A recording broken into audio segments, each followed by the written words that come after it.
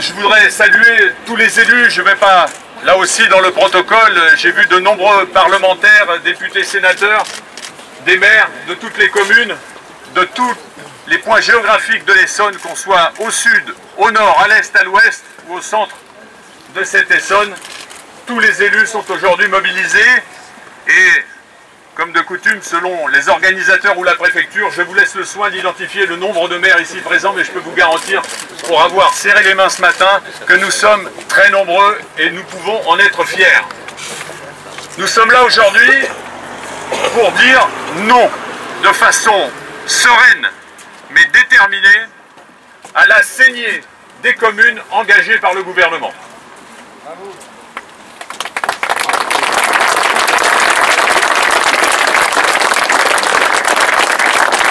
Pour autant, nous ne souhaitons pas, et nous ne sommes pas mobilisés ici dans une revendication catégorielle, aussi honorable soit-elle, pour défendre des acquis d'élus ou des positions d'élus dans leur mairie. Loin de là. Nous sommes là aujourd'hui pour défendre l'atout de proximité que représentent nos communes et qui est aujourd'hui battu en brèche. D'une part, nous avons des réformes.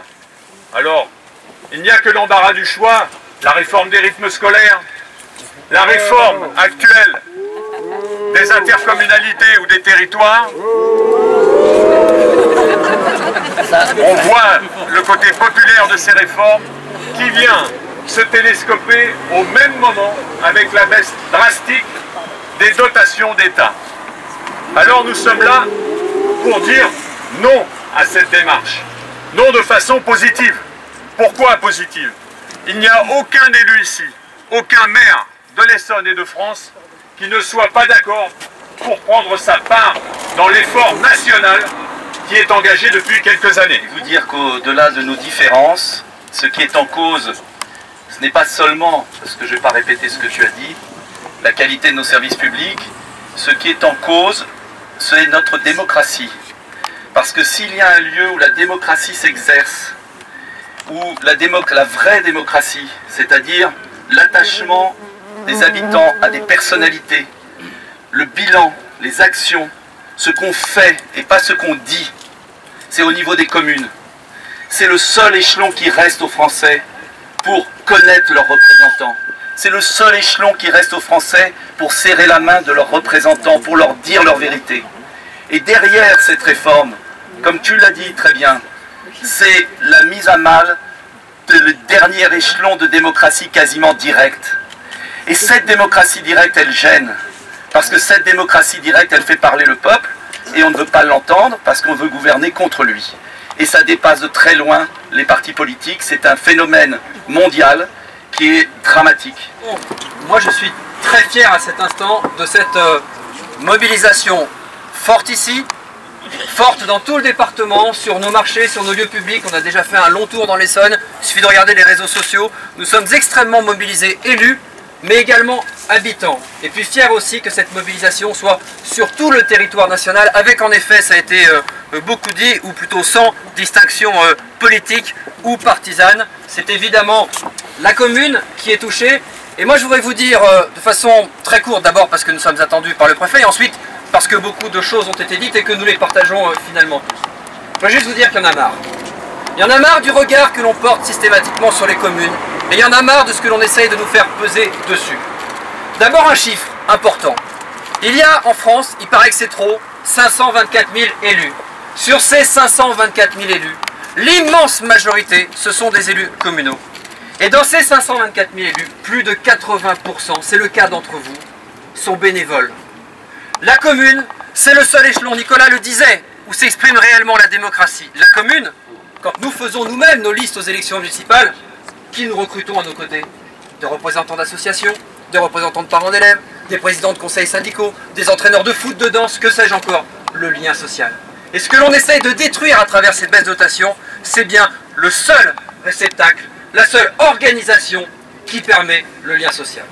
Et là où je voudrais dire que c'est insupportable, je l'ai beaucoup exprimé cette semaine sur les médias, c'est que l'État se défausse sur nous. Là aussi, pas de question de couleur politique, Soyons honnêtes, ça avait un peu commencé avant, et soyons honnêtes, ça risque de continuer après.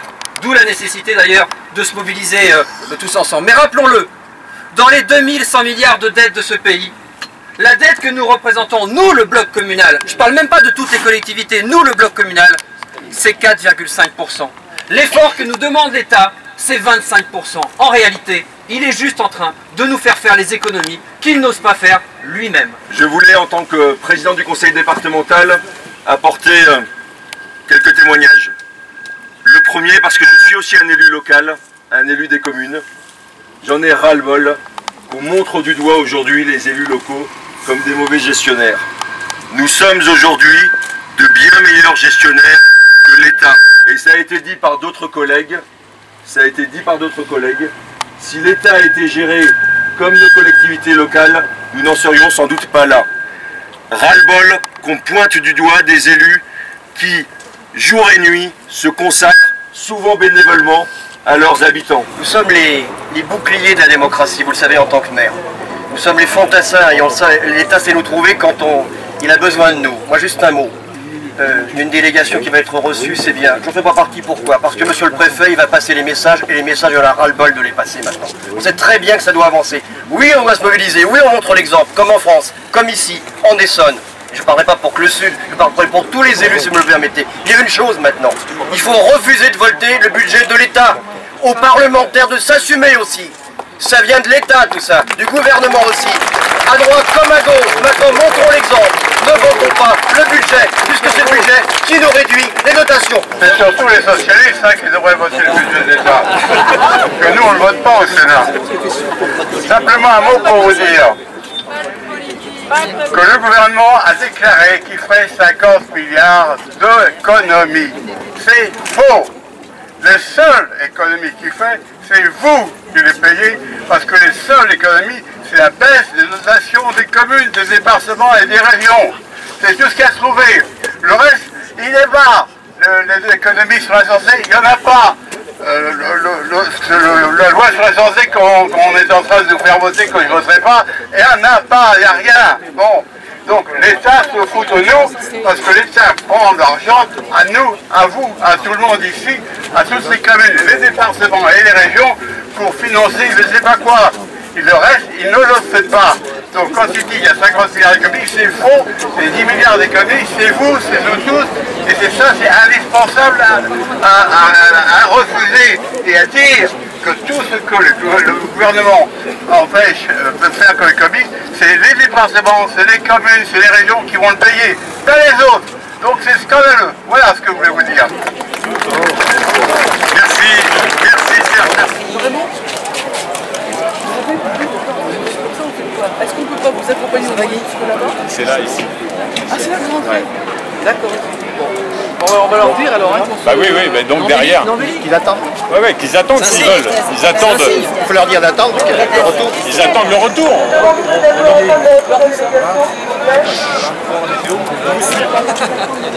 Tu l'accompagnes? Oui, je vais l'accompagner.